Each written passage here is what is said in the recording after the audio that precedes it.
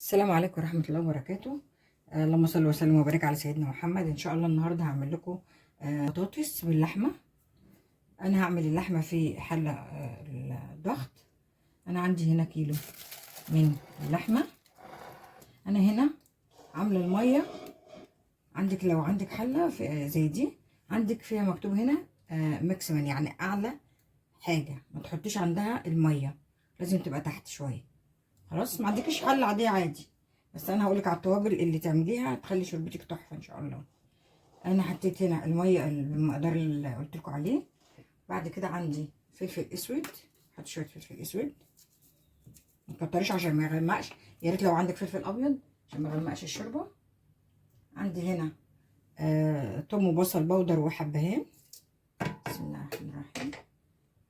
عندي هنا توابل لحمه وقرفه، بس ما نكترش برضو، هي من كل توابل لنص معلقه.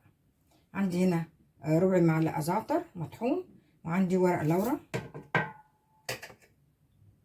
وعندي هنا 7 بهارات.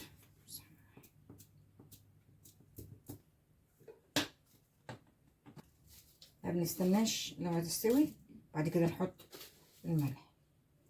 خلاص كده جوانح. وهنحط اللحمه بتاعتنا. بسم الله الرحمن الرحيم. وهنحطها على النار ونسيبها لحد ما كده سمك واحد.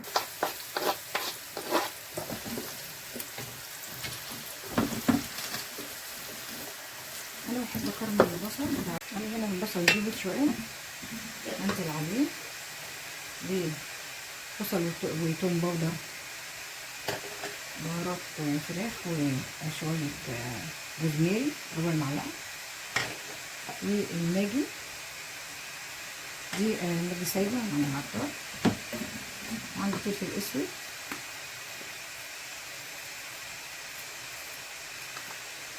وعندي 7 بهارات، وعندي شويه زعتر. هنا هنزل بالطماطم،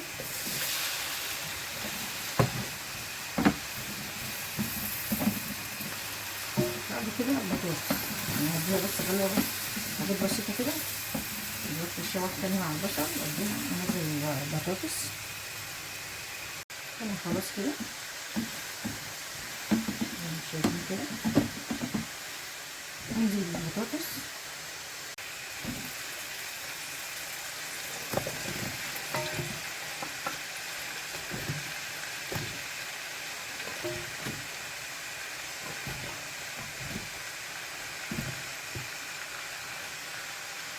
كده بالشكل ده كده هنزل عليها اللحمه.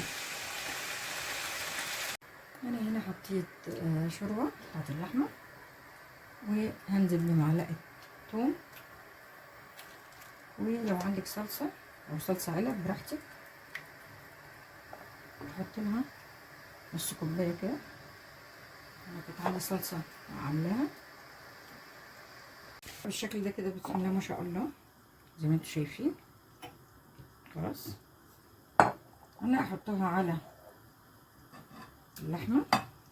بسم الله الرحمن الرحيم. وبعد كده اقلبهم مع البطاطس. بسم الله الرحمن الرحيم.